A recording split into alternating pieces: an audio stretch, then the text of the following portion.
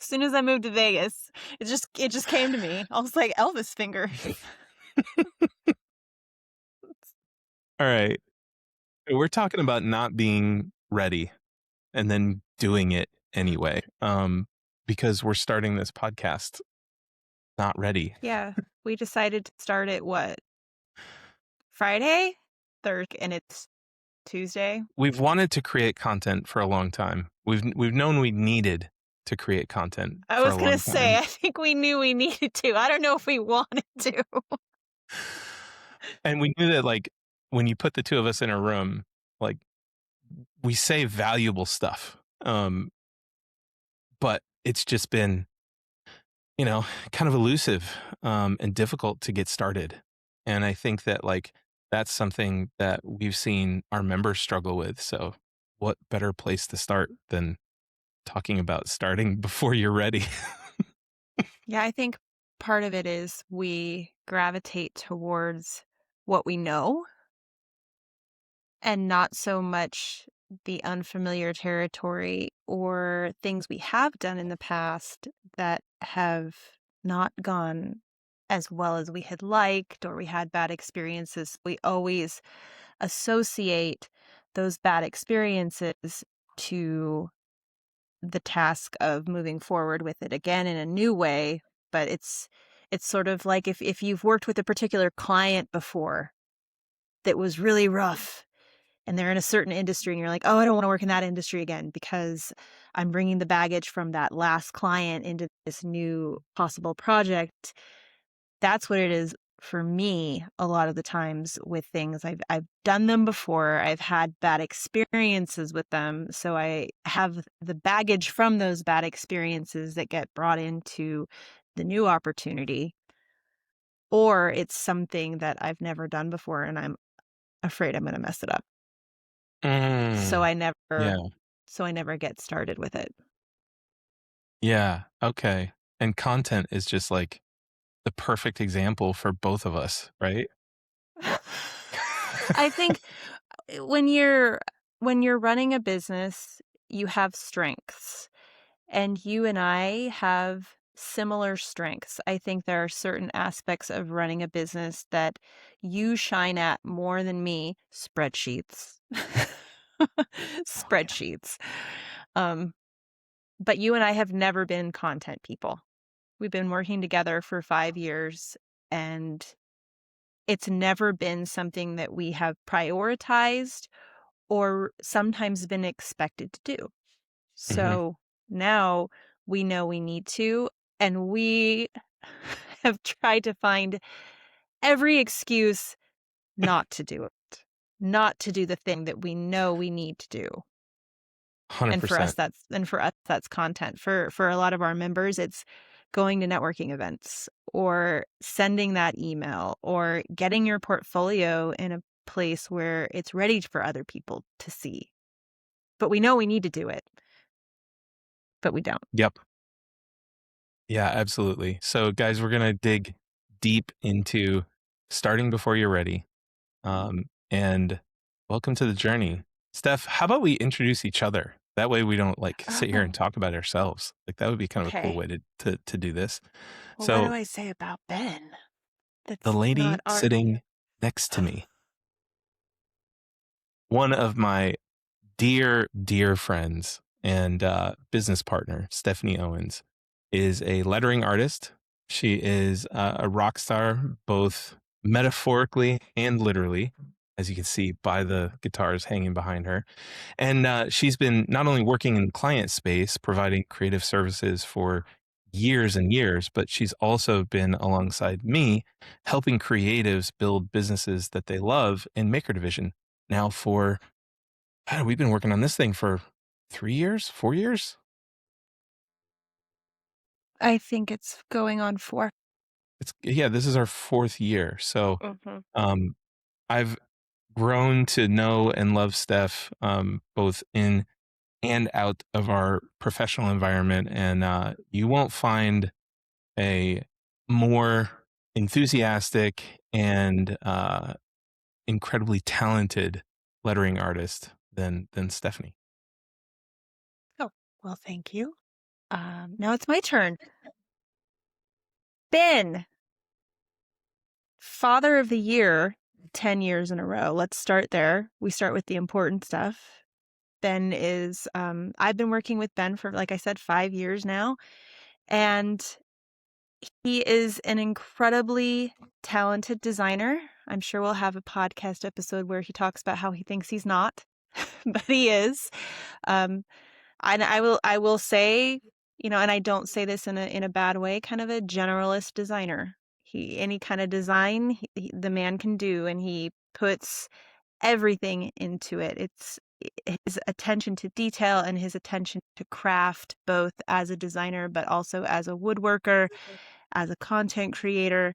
Everything that Ben puts himself into is with the utmost care and detail. Like I already said, amazing dad. He often is on calls with me with children in tow. And I don't know how he and his wife do that. But I also background in client services like myself, and has been working for like maybe a decade or more, Ben, helping other creatives with their businesses alongside the client work. Something that I've always respected about Ben and wanted to emulate myself is, even though he has shifted from client services into helping other creatives, he still keeps the studio running. He still keeps the creativity going and the client services. So he understands what it's like out there for everyone else, and doesn't have a detached viewpoint of what it's like to run a creative business. And it has been a wild journey working on this Maker Division project that started 5 years ago when you came to me and you were like, I have this idea. And then it took a while for us to get started, guys. It did. And that's what we're going There's to a be pattern talking here. about There's today. a reason. There's a pattern. We do things really well. Just takes us a while to get things going. Yes. Yeah. And I think that speaks to creatives in a very, very deep way, because as creatives, like, we're out there, we're making stuff. Hopefully we're finishing what we make and then we show people. And that's a kind of a scary cycle to embrace. And we want to make sure that the things that we make and we put out there and into the world are as good as we can make it. And so I think on my side, starting before you're ready means starting before it's perfect. And I can't wait to dig in. But Steph, talk to us about this whole carrying baggage in and starting despite still having, either baggage around content specifically or just navigating areas where you're just uncertain that you can do things well, or, with the polish that Yeah. you're looking for. With content, I have never been the one searching for the perfect polish on the content. I am definitely that's good, let's get that content out. Because that's not my primary craft. The Mm, craft that I'm making the content about for my own studio is the lettering art. And that's what I want to be perfect, but the actual videos and things of it, I'm not too concerned. Where I have difficulty is A-roll, like we're doing right now, which is mm, the face to camera stuff. And I think there's a few things that I struggle with. I had a video podcast around 2018, 2019, and it didn't go so well, for various reasons. Difficult times with the business partner. I obviously did not care about how it looked, because if you go back, if you could find some of that footage, it was rough. But it was the relationships of running something with someone else. And I think that's where, if you're going to do something like this, like what we're doing right now, you need to really trust the person that you're doing this with. And I don't think that was what got in the way of you and I creating this podcast because we'd already been through so much. I think for this, it was more so the last time my face was on YouTube, I got comments like, "You're ugly. Where are the other people on the channel?" And for someone who at the time was recently diagnosed with an autoimmune disease, my face was changing, I'm aging. It was just not something that like my brain needed to hear. Mm. And so that was the baggage that oh gosh, it was like 2.5, 3 years ago. Mm-hmm. Yeah, it was 3 years ago when that happened. And I have been letting that get in the way of me starting something new, even though I know now, like, this is our show. You be mean to me in the comments, and you're gonna get some Steph sass in the comments right back. Mm-hmm. But I've been letting that get in the way, and I don't like talking head videos. I don't like A-roll, and it's a lot of it is because of the pressure, for women to always be perfectly polished looking. Mm. And it might be different for you in terms of like the actual videos need to be perfectly polished. But for me, it's the jabs at my personal appearance. I've had people tell me I have an annoying voice before, several times. I've had people tell me I have vocal fry, and I'm like, that's just kind of like part of the disease that I have. I've let that get in the way of creating content.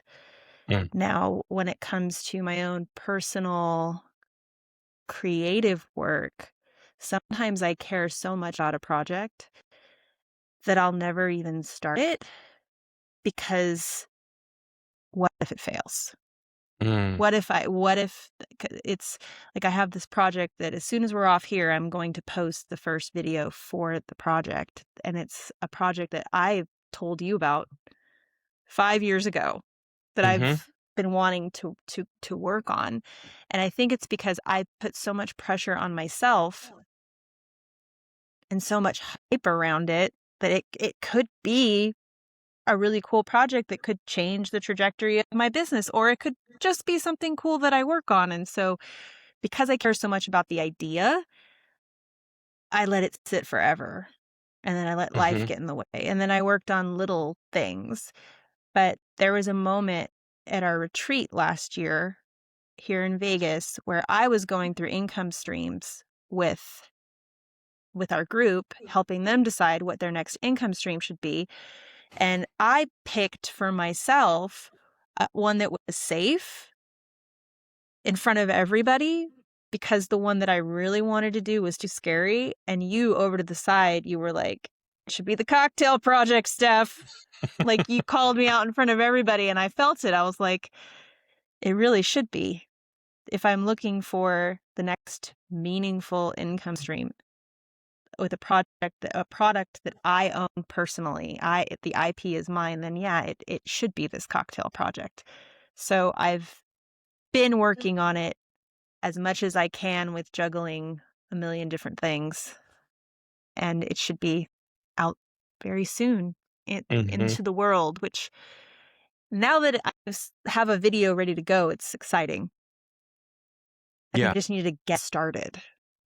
But Yeah. I would say for you though, Ben, you don't have a hard time getting started as much as you have a hard time finishing things. Mm-hmm. Yeah. It depends on where the starting line is. And so like for this podcast for example, um recording it and putting it out is like the scariest thing for me. That's like the act of releasing something into the wild. Even though it's the start of the podcast, it's still like this episode is finished now. And hitting publish on something that's finished but not perfect yet is the scary thing. And so like I'll start so many projects. Like I could pull up Figma right now. There are so many different ideas and designs and, just first thoughts of entire companies that I, would love to explore further. But like it's safe because it's secret, you know? There's no like risk of judgment for something that's never done and something that doesn't get published. And for that, that is scary to me. Why is it scary? I don't know. This goes back all the way to childhood. It's like if I wasn't going to be the best at something, I wouldn't do it. Like I wouldn't even try. Like I wouldn't even go there. Um, I was the firstborn, 3 kids, and so it was like my job to shine. And so I would gravitate towards the areas of life that I could shine without much effort or that I was really confident in. And I think that just kind of carried it stayed with me into adulthood. Um, Did you ever have any moments when you were a kid where the signals you were getting from others that you really cared about were being perfect will get you noticed? Because I know I did. I think for my childhood, it was more like being perfect meant I was safe, right? I was like, Mm. okay, I'm because I did so well in school or in music or in art, that kind of thing. Um, then I was doing well. I was performing okay. And that was more of like a safety thing for me. But I'm curious, like finding attention, that's really specific. Can you say Yeah. more about that? I have a very specific example in 5th grade. So sometimes some of this stuff cuts deep and it goes way back. So 5th grade, we're talking 1991. I won Student of the Year. Didn't see it coming. Never really considered myself overly academic. Just kind of went to school and did my work. And my dad was in the back, and I just remember him fist bumping in the back. And it was the first time that I ever received any kind of positive reinforcement from my dad. And so for me, from then on, it was like, I need to be perfect. Everything I do needs to make my dad proud of me. Mm, And I've been working on it, like even when I won a pretty prestigious teaching award back when I was a teacher, I got in the newspaper and my dad was just, look at my daughter in the newspaper, and I was like, there he goes again. So I know I'm at a healthier place with it now, but for a very long time, and I'm sure there's still something going on in the back of my brain. It's like if I can't do this to a certain level of perfection, what's the point? mm. And it gets in Yes. the way of me even sometimes picking up my guitar to learn a new song Yes. because I'm like, I'm just going to sit and play the same songs that I always play because I know how to play these ones really well. But even like putting on my musician app and learning that new Metallica song, even though I know I'm going to suck. Yeah. Sometimes it's hard, especially when you've had days like we've had lately where Full where of it's like strife and there's part of the balance of running a creative business where some days and some weeks just tax you on the business side so hard that the last thing I want to do is end my day struggling through creative. I want mhm. the creative to be safe. I want it to be happy. I want it to be something I can be proud of. And so sometimes you're going through things and you're having these calls and there's all these fires on the business side of things where I'm like, why would I want to struggle playing my even something that's not business related like my guitar? It's like, no, I just want to play that one killer song that I know really, really well and Yeah, okay, so call it a day. for you, it's kinda like an energy thing, right? It's like Mhm. you wanna connect and kind of, like, relax with it. Do you ever feel that same pressure with time? Where it's like, What do if you I don't mean? have 2, 3, 4, 5 hours or a whole day, it's not worth picking up right now. where I only have 15 minutes or 30 minutes to do. You ever feel like that? Not so much because and I'm definitely in the camp of like 15 minutes of creativity, 15 minutes of skill building a day is is a good use of time. Mm. And I actually should get back into this. There was a time when at the very beginning of my day, I would just go down into the studio, cup of tea, put on a record, and I would sketch to the A side of the record. And it was just Mm. that's my morning routine. Get right, but lately I've been like getting up and getting into Notion and writing emails and marketing, marketing, marketing, meetings, Yeah. meetings, meetings. So I like the quiet 15-minute, 20-minute, 30-minute even. That 30 minutes is luxurious some days.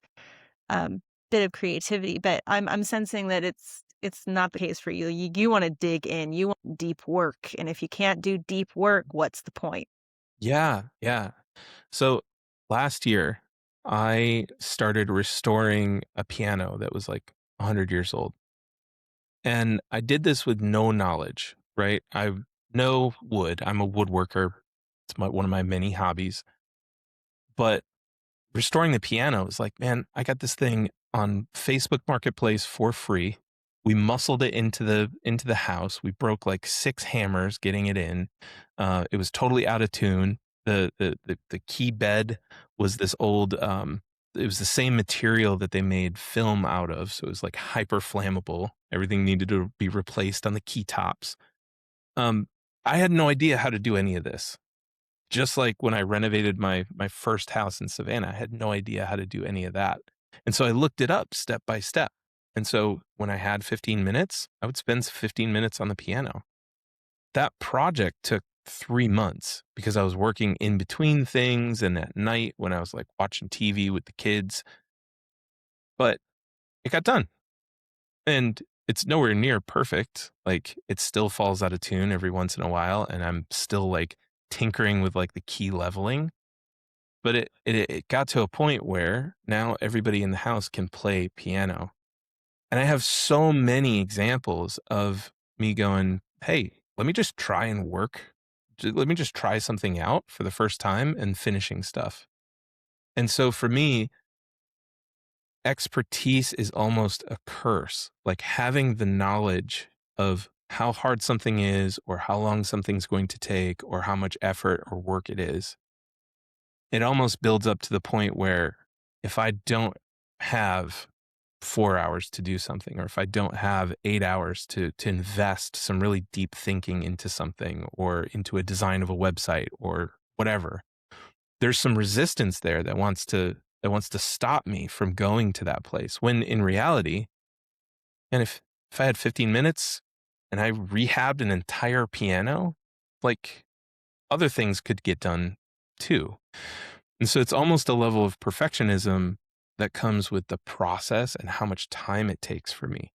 That as I know more about a craft, the worse that gets. So for you, the baggage is knowledge.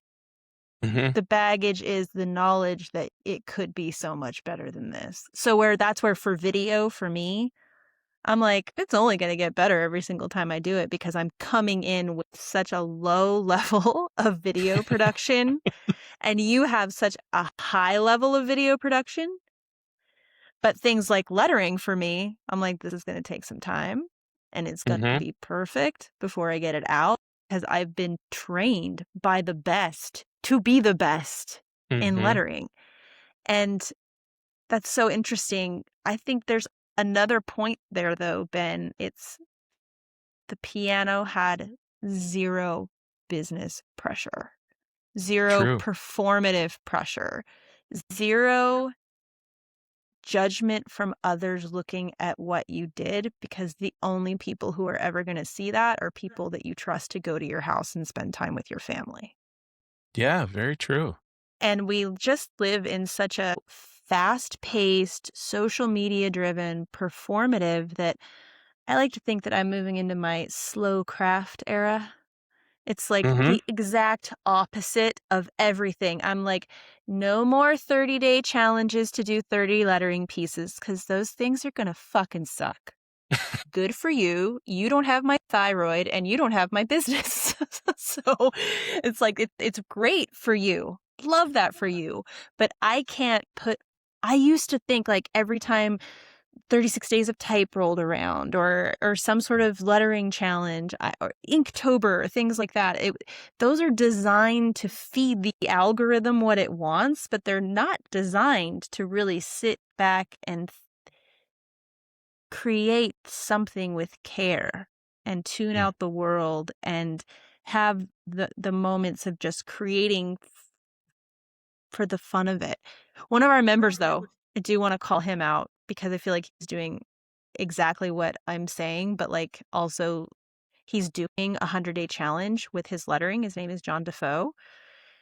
And he is, I don't think he's putting much time into it every day. I know he has a business that he's running. He's got 3 children of his own, and he is just practicing his craft one sketch a day and putting it out into the world. And I'm like, I could never do that because I feel like there's just Stephanie is known for a certain type of lettering, but to be a beginner is, and I would say he's hardly a beginner at this point. It's such a blessing, like you said, to go into something totally just unaware of what you're getting yourself into. But if you had attempted to do this piano and make a piece of content about about how you're doing this piano, even though it would have been baller content and it probably would have gotten a lot of views,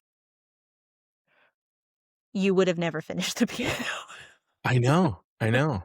And something you just said there was really key. And I think it's like people know your lettering style and just you couldn't ever do that. That's how I've felt about content creation. Mm-hmm. Because it's almost like with the piano thing, just thinking about it. I didn't want to do any content for that, but just thinking about the piece of content that could be the piano. Like I feel very minor resistance about the actual piano part of it. It's the video part that I feel more resistance to because I feel like one of the proudest moments in my career was producing a series called Building a Brand. We did this on the Futures channel. It's one of the parts of my career that I'm like, out of everything that I've done, that thing is the coolest, the most well done, the closest to perfect that I've ever experienced. And the thing is that like I didn't create that content. You know, we had a team of people that were shooting and editing and directing and, you know, all that kind of stuff behind the scenes. Matthew and Cena and Stuart Schuster deserve all the credit in the world for that series. But that's the bar that I hold myself to. And so it's like, unless a piece of content that I create can meet or exceed that, why bother? But that's poison, right? Something that you said to me the other day stuck with me. And it was, you know, folks, my mission in life is to help creatives succeed. And, you know, we were talking about content and you asked me like, hey, is helping creatives succeed still your mission? Because not creating content won't help you on that mission. And it was like a punch to the gut. However, it's exactly correct, you know, because putting out a piece of content that maybe doesn't have the level of polish or production quality or narrative or tone that's just talking head. This video right here might help unlock somebody out there in the world to go do something that they've been holding back from because they felt like they're not ready. And that's everything. That's the reason why we do this. That's the reason why I do this, you know? So I think that, yeah, you can become known for a certain style or a certain piece or a certain level of quality, but This is me giving advice to me. Shut the fuck up. Doesn't matter. Put it out anyway. I'm guilty of that too. I'm not going to say I don't care about the quality of video. And I think that's part of what's making this cocktail project so intimidating for me is I Mm, know the lettering's going to be great. But this is the first time that the video is an integral part of the lettering, and it needs to stand up next to the lettering. mm, But I made a teaser video for the entire project, and my husband said something to me yesterday, and he was like, "Well, now that you're teasing it, you actually have to do it right. You have to finish the whole project." And I was like, "Yeah, I know." And I've had a hard time throughout my life with the comparing of not necessarily my craft to other lettering artists, but where is my craft going to be on the shelf next to something else? mm. And for the longest time, that was next to my husband's illustrations.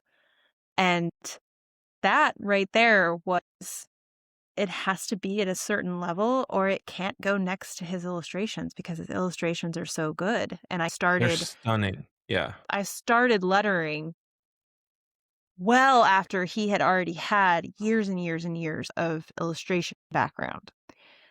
So I had to get there is something to say to yes, we need to get our craft to a certain point. I definitely think that we need to put more chops in before we start serving clients. I'm not saying start having a studio as a graphic designer when you've never been a graphic designer before and take people's money. That is not what this is. That is unethical. But I do think that once we're at a certain level, get it out into the world because it's not helping your business or in the case of us with content, it's not helping us meet the mission of Maker Division. Hmm. Yep. Exactly. And we see this so often with our members, and in our weekly coaching calls, getting started, putting things out there, finishing things, getting the work done before you're ready is a very constant theme, to the point where you and I know exactly the small tiny phrases that people say, the situations where they're approaching, where they're struggling with either perfectionism or not feeling ready to begin. And so I think it'd be kind of cool to go through some of the really common scenarios that we see members struggle with, whether that's in the curriculum or just scaling their creative studios. And I can go first. I'll tee this up. In the division, we ask people to create a capabilities deck, which is the first piece of marketing material for their studios. And it's a monster of a thing, right? Many people struggle with this assignment. And I think it's a combination of stuff, right? Writing case studies about the work that you did is difficult. Making sure that the work is the best that you possibly have is also challenging. But one of the things that I see over and over again is that people are scared to finish the cap deck because then they know they're going to have to send it to people. And sometimes people are worried that they're going to get so many leads that they're going to be too busy. I love the confidence there. Right. And hey, that's amazing. And we've had it happen to where like they follow the program and boom, the first 30 emails that they send out or whatever, they're pulling in leads and many people have found clients. But it's so funny that they're concerned about that they're worried about, being overwhelmed by business, because it doesn't typically work like that. It's a bit of a grind afterwards. And so it's like, even in the best case where you feel like you're not ready to start, sometimes the reason can be absolutely silly. And in the coaching calls, a lot of times we'll just rip the sheet off the ghost, see what's really underneath, and go like, "See, this is what's holding you back. Is it logically true? Is it, that kind of thing." So sometimes it can help to kind of expose those limiting beliefs around what will happen if you do start this or if you do finish this. But I think the flip side of that is what I see a lot of times. People don't want to finish the capabilities deck because they know the next step is sending it out to people and they're afraid to show people their work. They're not afraid that Mm-hmm. they're going to get a lot of work. Some people are. Some people are afraid that they're going to get nasty emails back, that no one is going to respond to their emails. We've had Mm-hmm. members like hyperventilate over sending the work out. But this is how I see it. And I don't mean to sound callous, but this isn't high school and it's not a promposal and it's not asking someone to marry you. It's just showing your work to people. And the more we do that, the more we are exposing ourselves to ridicule. Mm. The more we are exposing ourselves to people not responding. But that's just sort of part of this. It's a numbers game. We need as many people to see the work as possible. And worst case scenario, someone tells you to stop sending emails, which it happens. And I'm sorry, but those people are probably just having a bad day because the way we teach send emails to people is very polite, very relationship driven.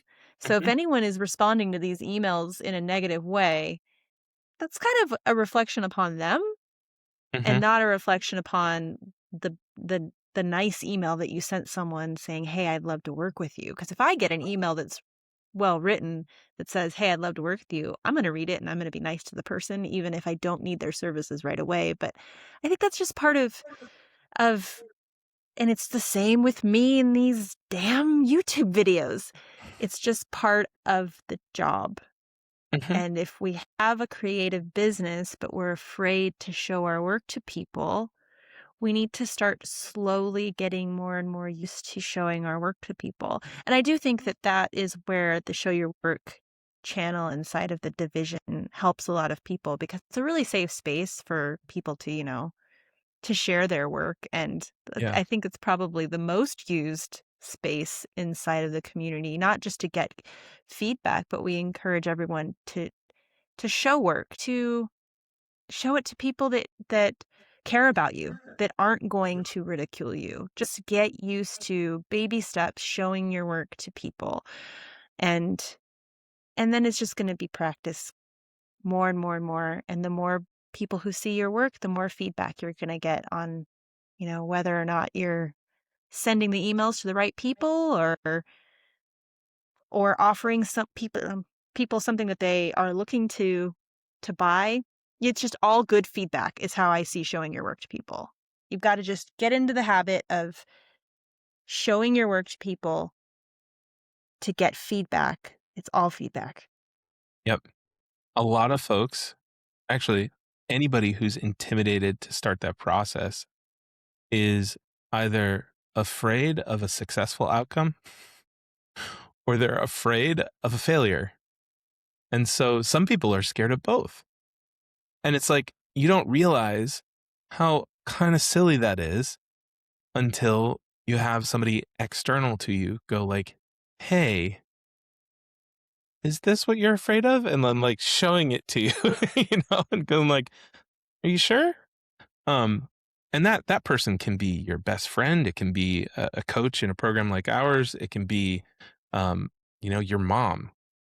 So talking through that perfectionism or that feeling of not ready, being not ready, um, with somebody who's completely on the outside, but also cares about you can really help overcome that and point out what's actually underneath the sheet. And you know what's interesting about this type of creative? The one who's afraid to show their work are typically the best ones. Yeah. They're typically the ones who really care about craft. I remember one of our members in the beginning, he was so scared to show his photos to anyone, and he DM'd them to me, and I was like, "What is this gorgeousness you just sent me? And you need to start sending this out to people immediately because you are going to get work. Yep. Like, this is so good. Please go put it in the Show Your Workspace immediately." Mm-hmm. And he did, and everyone was like, wait, what is, like, he was one of our showcase winners a couple of years ago. Just Yeah. Yeah. gorgeous work. But he was Stunning. so scared to, and then he was like, "I'm going to share it here in a DM if that's okay. I want just your honest opinion." And I was like, my honest opinion is you're being silly. Get And it this is out. Like, gorgeous. show But he somebody. could not see the beauty of his own work. Mm-hmm. Yep. Sometimes it takes that external voice to help get you unstuck and moving. And like I said, you can find that in many places. What's another area where folks are just like they're stuck, they don't feel like they're ready to venture out? Oh, I think they think that their website has to be perfect before they generate any leads. Mm. So that's why in our curriculum, the website doesn't even come until module 7. Hmm. And it's definitely a sticking point for a lot of our members where they think that even though Papa Burns and Mama Owens have told them, trust the process. You don't need to do your website for a while. That they have to have a website in order to get clients. And so they stop working on their portfolio. Hmm. Like, I've seen people with websites and no body of work. Right. I've seen people with websites and a body of work, but no pipeline or no framework on how to generate leads. But there's something about the website, and I do think a website is important, but there's something about having a website that makes them, if they don't have it, they can't have any business. Hmm. And it's interesting because if you think back to, Herb Llewellyn didn't have a website. Pretty sure he got some clients. Yeah. Paul Rand didn't have a website. And I think that the most powerful forms of lead generation are built upon relationships. Oh yeah. And those relationships and what we call the Power 150 inside of our community, it's just like your power network. These are the people that are going to refer you. These are the people that are going to hire you, recommend you to other people. That group of people doesn't need to see a website. Do you have Hmm. the work? Are you capable of doing that? And there's so many different ways of showcasing that. We have the cap deck. That's the number one thing. It's just a PDF of your work with some case studies. For those of you who are illustrators, photographers, lettering artists, like a lookbook can get you Hmm. so far, and it's something that you can set up, a lookbook especially, in a day. Cap deck, if we're not being perfectionists about it, a week. Sure. And then you can just start using that as a tool to get clients. I mean, I Sans remember website. sitting down with clients with a physical copy of a lookbook or a portfolio, or having it up on slides, walking people through the work. You're right. The website's a huge hang up. And then it starts getting into, okay, well, I'm gonna have a website, I'm gonna put my work on it, but I need to have an about page, and I need to have several. Oh, And my Instagram needs to be up to date, yeah, and because my if it's not up to date, LinkedIn. then it's just like it trickles into everything. It's I crazy. think what a lot of creatives think, and it's a spiral in their mind, and I don't think that they actually think this, but this leads to the conclusion that clients, once they find out who you are going to look for you everywhere. Oh, I Mm, found this person here. I was referred to this person. Let me look at their website. Let me look at their LinkedIn. Let me look at their Instagram. Let me look at their cap deck. I'm going to go to every single page of their website. Where I know creatives aren't thinking, that, but that's what that thinking would lead to. Mm-hmm. The train of thought is, if we have to have all of these pieces in place, Yeah. then clients must be looking at us in all those places. And I know when the Marvel and DC licensee reached out to us, I think they found it on the website, but it could have been anywhere. They Mm-hmm. didn't go to the website and then the Instagram and then all LinkedIn and all the places. Like, people are going to find you in one spot, but they're not then going to investigate the full funnel of everywhere you are in the world. They're going to Mm-hmm. find the work. They're going to get the referral. They're going to email you. They're going to call you up, however they can contact you. And for anyone other than a website designer, websites are a big lift. I'm going to say even for some of the website designers, they're a big lift. Even for web designers, it's a lot of work. It is a huge lift to expect to have your website in order before you can get clients, especially if you're Mm-hmm. not a website designer. And I do think if you're a website designer, it would be to your benefit. Yeah, you kind of need a website. to use your website as a portfolio piece, because Mm-hmm. that is your craft. But I've never been one to have a fancy website because I'm not selling websites. Yeah. But I want to speak to that web that you talked about, because I think that, like, the website that trickles into all of the supporting pages, that trickles into an inbound funnel, that trickles into an initial offer, that trickles into social media content, all that kind of stuff. When I was in the Army, the drill sergeants, basic training, used to talk about this thing called the good idea fairy. And the good idea fairy I'm would picturing this in sometime my mind. visit Drill us. sergeant saying, "There's this thing called a good idea Oh, fairy, private. guys." Like, oh, private.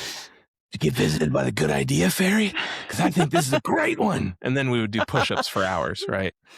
And so, like, you know, the good idea fairy visits us all, and we're really used to dealing with this with our clients, because sometimes the good idea fairy comes in and they'll sprinkle all the goodness into the scope of the project, and then it inflates.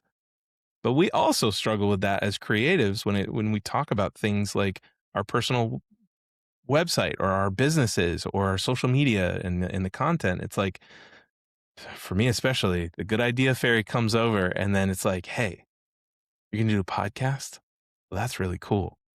What if it was a multicam podcast experience where you guys look like you were in the same room? All you need, this is 18 true cameras. story. True story. This is exactly what he pitched me last week. I was like, that sounds really good. How about this first one? We just do this shit at our desks.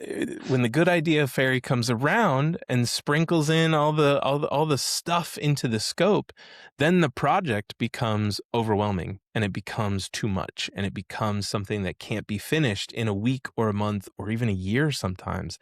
And that's how really good projects die, in the personal projects inbox. So I call it the abyss of ideas. I have one in my Asana, and that's where I put my good ideas.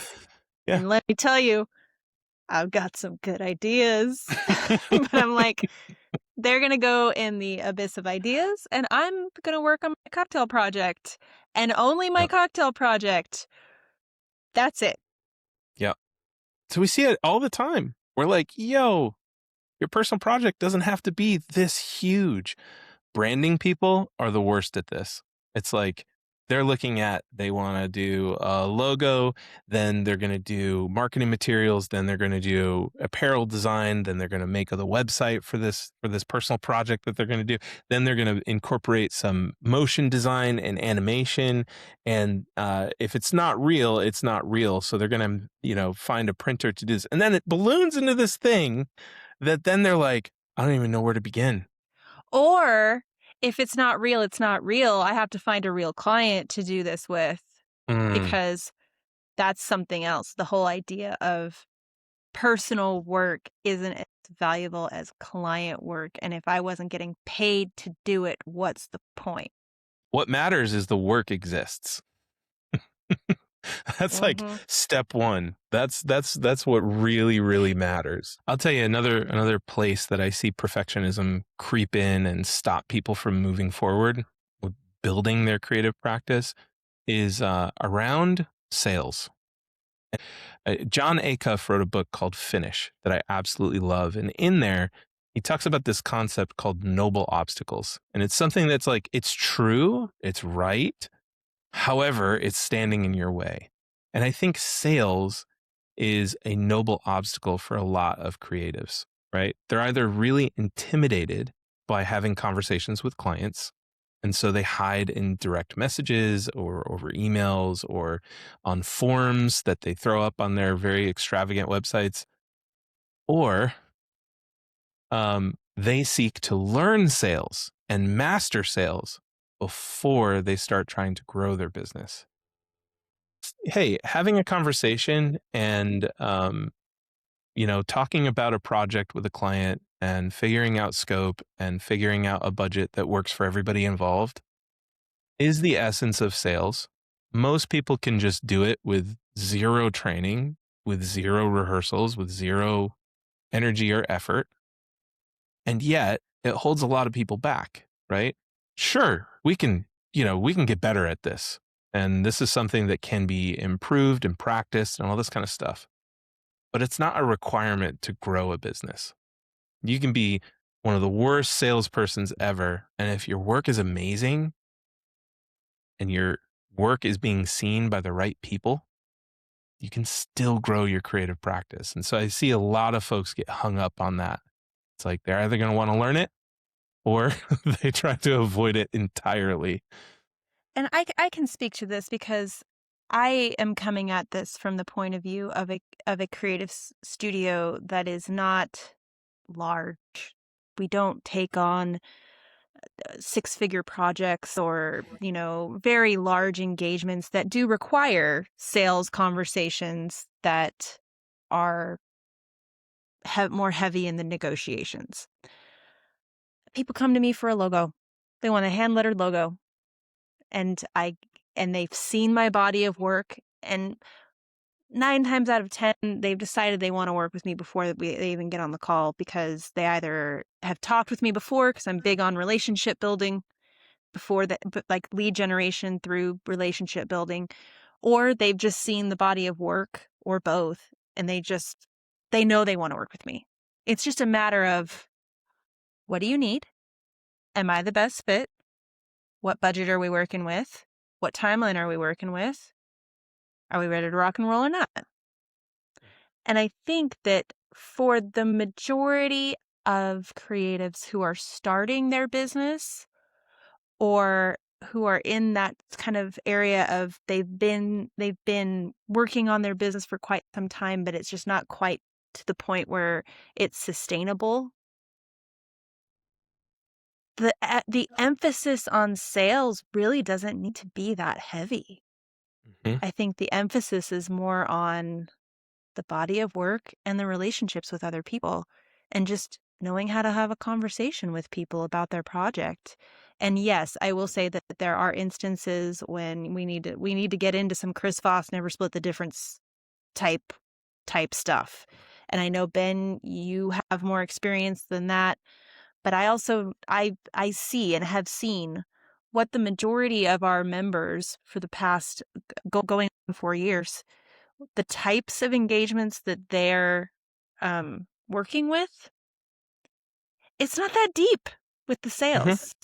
And Yep. we're putting too much pressure on ourselves when we're afraid that if we send the email, that if we meet people in networking, we're going to be in these negotiations with people. And it's really just more like a, hey, you like me, I like you.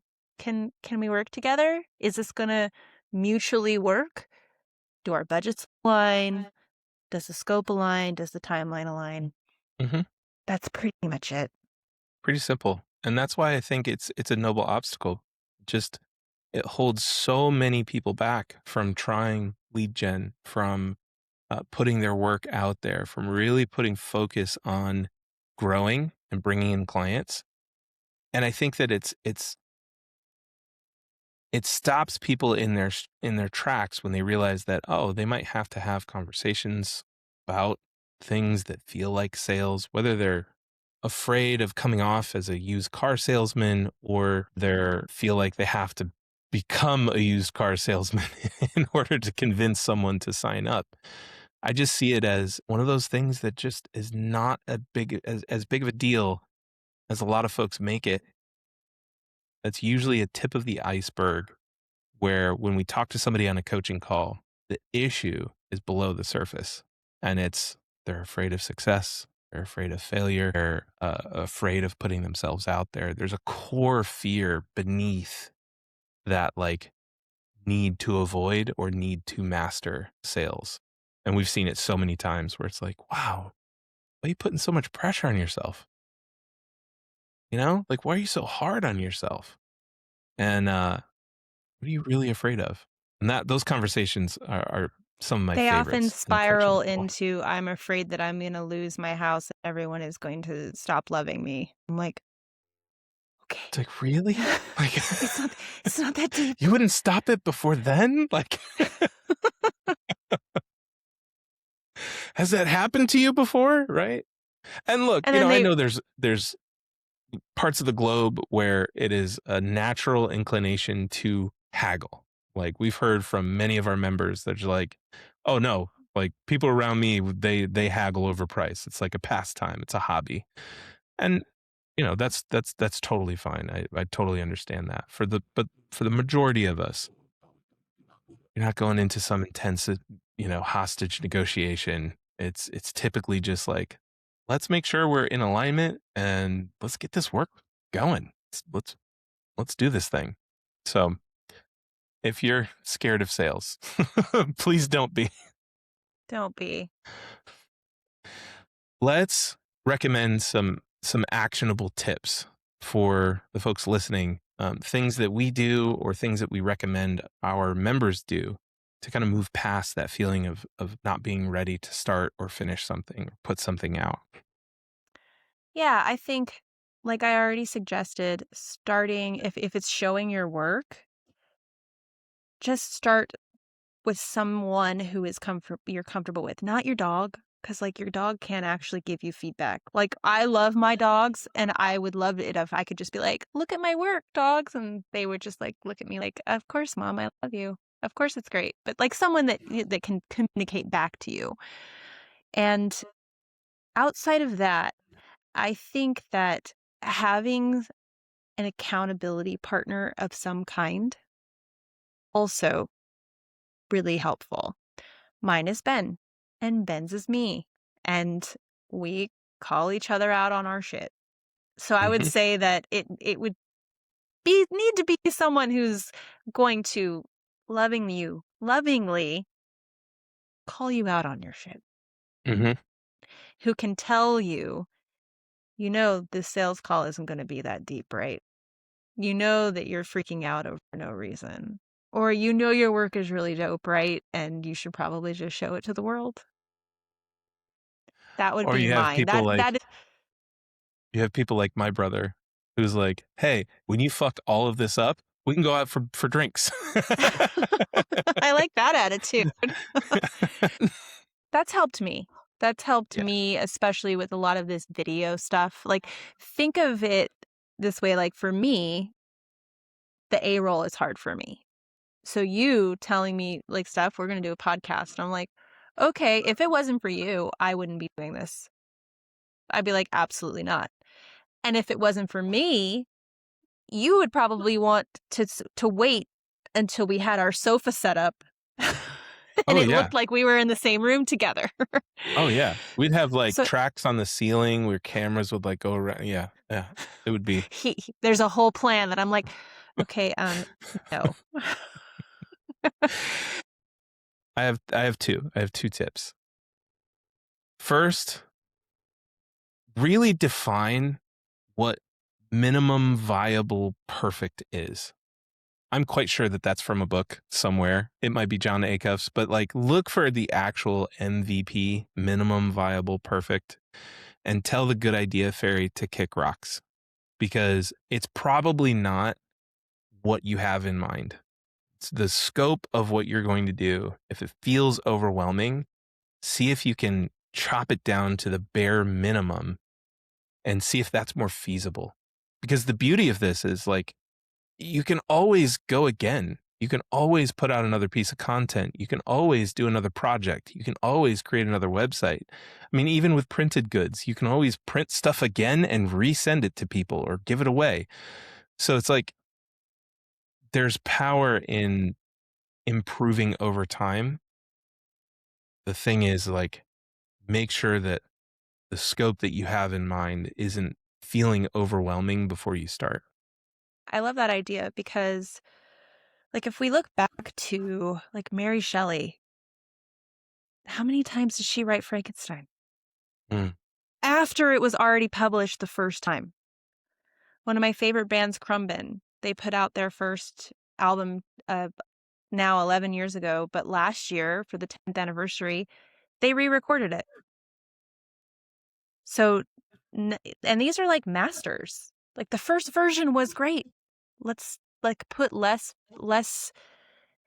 pressure on that first version because no one is paying that much attention. And like Alfred Hitchcock remade The Man Who Knew Too Much. The first one wasn't that great. The second one was great. So permission to just put out the work and make it better later. Yep. And then the second thing, this is something that I've both incorporated in my life, but also recommended to a lot of our members who are struggling with this kind of stuff, is like, just commit to 15 minutes. Number one, everybody has 15 minutes. Like everyone can find 15 minutes in their day. And so just work on it for 15 minutes. And the first couple of days that you're working on a project that feels particularly high resistance, do 15 minutes and then literally stop. Don't do any more. Force yourself to stop. And then after those first few days, do the 15 minutes. And at the end of those minutes, go like, hey, am I invested in the work? Am I approaching flow state? And then allow yourself to continue for as long as it takes, or as long as you have. Didn't you used to tell members set aside at 15 minutes and it's either 15 minutes of that, whatever the task may be, or nothing at all? Yep. You can't do anything other than Yep. that, but you can also choose to do nothing. It's something incredibly beautiful I picked up from Neil Gaiman's MasterClass. And he used to talk about how writing, he's the author of Coraline and Sandman and so many other incredible pieces of work. My favorite, Lucifer. Yeah. Yep. Love that show. He used to talk about how writing sometimes was full of resistance for him. So he would go down to his gazebo and he would sit with his pen and his notebook, and he could do anything at all as long as it was writing or nothing. And I thought that was so beautiful, that it's just like, hey, 15 minutes, you either sit and do nothing or you do the thing that, you feel resistance towards, and see what happens. Love that. Now All go right. do some things. Go make some things. Go send some Go do it. emails. Go do it. Make stuff. Show people. Show people. Share the journey. That's the motto. All right, folks, I hope you enjoyed our first inaugural podcast. We'll be back. Our imperfect podcast that was not in a studio with perfect lighting and sofa and my makeup and hair weren't done and etc. That's right. We did it. We did it. We did it. How about that? Oh, he left me hanging, guys. Oh. Look at that.